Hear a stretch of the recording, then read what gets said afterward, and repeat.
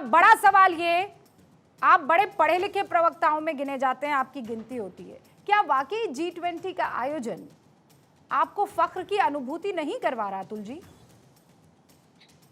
देखिए रूबिका जी, जी आप भी बड़ी संजीदा पत्रकार है, मेरा मानना तो है।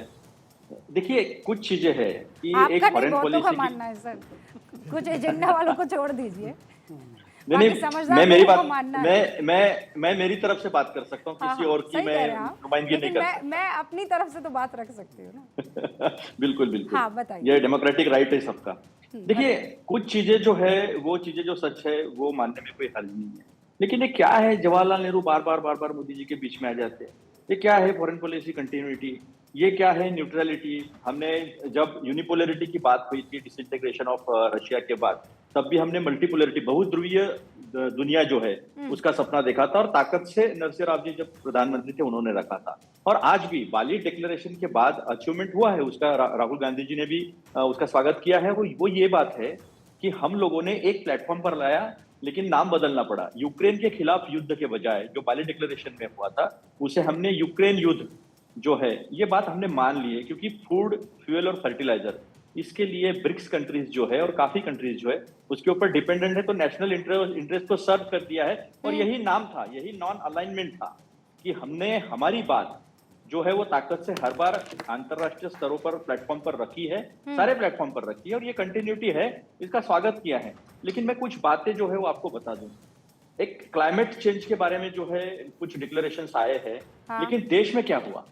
देश में नेशनल बायोडायवर्सिटी अथॉरिटी के पावर सारे कम कर दिए गए, और जो सुप्रीम कोर्ट ने जो प्रावधान किए थे उसको हटाकर अब सरकारी अधिकारी जो है वो सजा देंगे, यानी वो क्या होगा आप समझ लीजिए।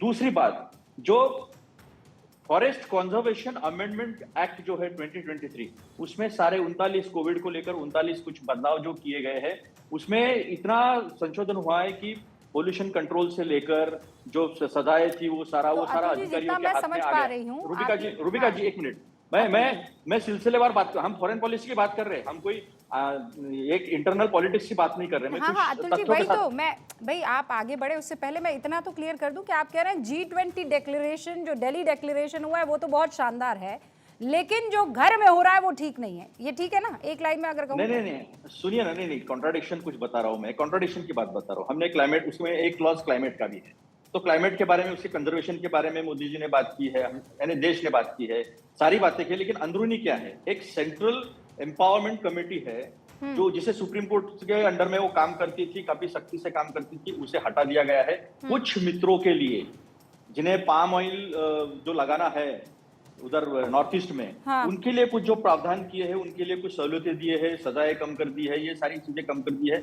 इससे फॉरेस्ट कंजर्वेशन, क्लाइमेट कंजर्वेशन कैसा होगा, तो हमने अंतरराष्ट्रीय प्लेटफॉर्म पर तो अलग बात की है, और देश के अंतर्गत जो है वो अलग बात की है। हम कहते हैं, सुनिए ना सर, सुनिए ना, सुनिए, तीसरी बात, मैं चाहती हूँ अतुल जी, जो बात आप कह रहे हैं पहले उसका एक काउंटर ले लूं, वरना बात खो जाएगी। आप अगर कोई महत्वपूर्ण बात कर रहे हैं तो मैं नहीं चाहती हूँ कि वो खो जाए। शहजाद पूनावाला, आपने सुना दिल्ली डिक्लेरेशन जो आया है उसमें दोहरा रवैया सरकार का दिख रहा है, आरोप लगा रहे हैं अतुल लोने पाटिल। देखिए, सबसे पहले अतुल जी ने तो वहीं से शुरुआत की कि भाई बीज हमने लगाया है। अतुल जी, हम तो मानते हैं इस देश में सारे बीज आप ही ने बोए हैं, जीएसटी का भी बीज आपने बोया था, अब क्यों उसको स्वीकारते नहीं हो?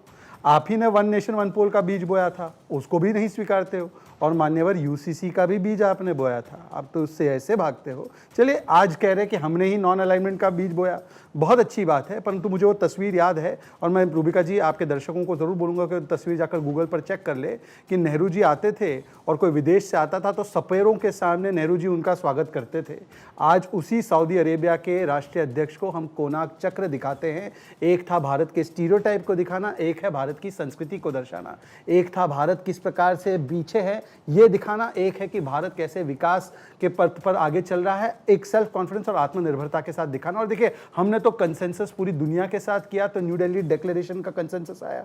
अफ्रीकन यूनियन को जोड़ा गया, सबका साथ सबका विकास तो अंतर्राष्ट्रीय पटल पर भी चल रहा है, किस प्रकार से बायोफ्यूल अलायंस बना और इंडो मिडिल ईस्ट यूरोप को जो कॉरिडोर है वो भी बन गया, जिसको ये कह रहे थे कि कोई विजन नहीं है, चाइना के पास बड़ा विजन है, उन्होंने वन बॉर्डर वन रोड बना दिया है, BRI बना दिया है। आपके पास क्या है? BRI से आपकी ही ननिहाल की प्रधानमंत्री ने अनाउंस किया इसी कॉन्फ्रेंस के दौरान कि हम बाहर जा रहे हैं और हम लोग अब जाएंगे इंडियन मिडिल ईस्ट यूरोप के इस कॉरिडोर में। परंतु मैं दो बातें रखना चाहता हूं।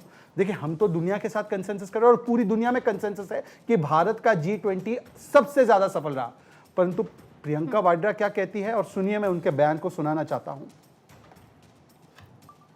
आज सुबह तो मैंने देखा कि इनके G20 जब हो रहा था तो बारिश आई और सारा जितना।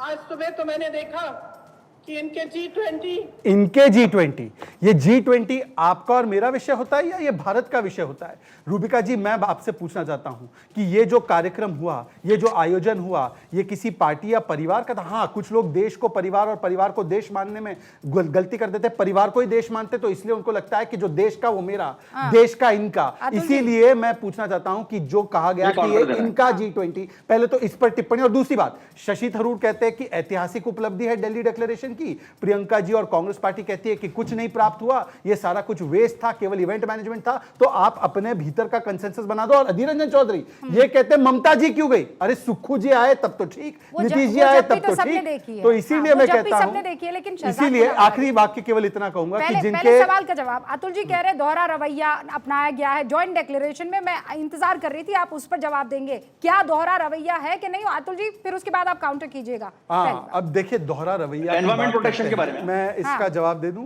क्लाइमेट चेंज को लेकर उन्होंने कहा, जाकर चेक कर लीजिए पिछले 9 वर्षों में जो रिन्यूएबल एनर्जी की तरफ पुश किया गया है वो सबसे ज्यादा किया गया है, और पिछले 10 वर्ष का कोई भी कालखंड उठा लीजिए, इतना रिन्यूएबल एनर्जी की तरफ पुश नहीं हुआ। प्रधानमंत्री ने केवल भारत के भीतर नहीं, भारत के बाहर भी लाइफ का संदेश दिया, मतलब लाइफस्टाइल फॉर एनवायरनमेंट होना चाहिए, किस प्रकार से हम लोगों को नेट जीरो 2070 तक जाना है, किस प्रकार से COP19 के हमने टारगेट्स पहले ही मीट कर लिए हैं। ये सारी चीजें पिछले 9 वर्ष में हुई। परंतु मैं एक सवाल पूछना चाहता हूं, आप तो देखिए दुनिया में कंसेंसस बनाने वाला विश्वसनीय नेता है, आप तो इंडी गठबंधन में कंसेंसस नहीं बना पाए। ममता जी का जाना खराब और नीतीश जी का जाना ठीक,